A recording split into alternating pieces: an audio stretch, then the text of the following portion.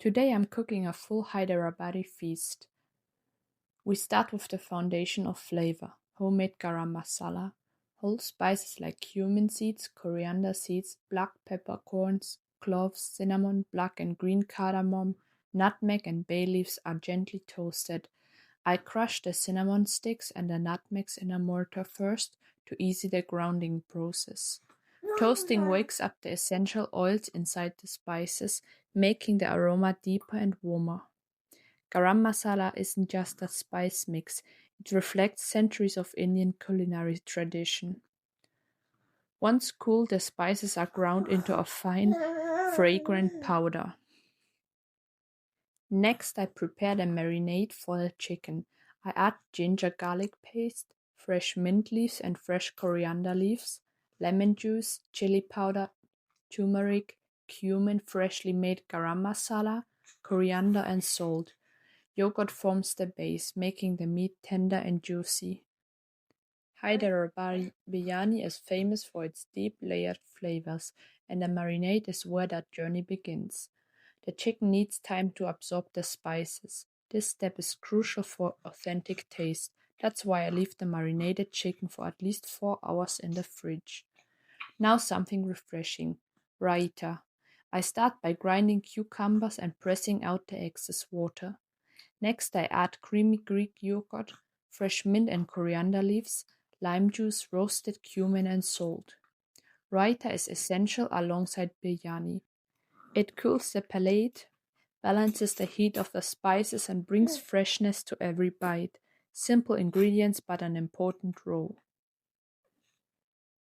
Next is mirchi ka salan, a classic Hyderabadi side dish. Peanuts, sesame seeds, and coconut flakes are dry roasted in a frying pan. I blend them to a paste with some water and set it aside. I slice long green chilies and lightly fry them until blistered, then set aside. I roast mustard seeds, fenugreek seeds, cumin seeds, red chilies, and curry leaves, taking care to not burn them. Onions are sauteed until golden. Next, I add ginger garlic paste, turmeric, coriander, cumin, and red chili powder. This dish reflects Hyderabad's royal kitchen, influenced by Mulai cuisine and the Deccan region. I add salt and brown sugar and let the spices come together with the green chilies. To give the dish an extra kick, I add tamarind paste and finalize by adding the peanut sesame coconut paste with some more water. I let the dish simmer for about 20 minutes. Now I move on to the papadums. These thin, crispy wafers are made from only lentil flour, water, salt, garlic, and cumin. They are a staple across Indian cuisine. Papadums might look simple, but they add an important contrast to the meal.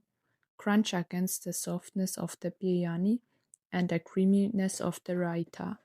In many Indian households, papadums are served at the beginning of a meal or alongside festive dishes like biryani. They are often enjoyed with chutneys, raita, or even just on their own. I gently roast them until they puff up and turn light and crispy. Next, I wash the basmati rice until the water runs clear. This ensures long, fluffy grains, a must for biryani. I prepare the biryani masala powder by grinding cinnamon, black cardamom, cloves, pepper, and cumin to a fine powder. This took me almost 15 minutes using a mortar. Next, I soaked saffron strands in warm milk. Saffron is a luxury spice often used in royal dishes. It is very expensive because of the high manufacturing input. It adds aroma, color, and a subtle floral note, especially important in Hyderabadi biryani. The rice is cooked with whole spices, green cardamom, cloves, star anise, and bay leaves. These spices infuse the rice with fragrance without overpowering it. While the rice cooks, I pan-fry the marinated chicken until it's beautifully seared.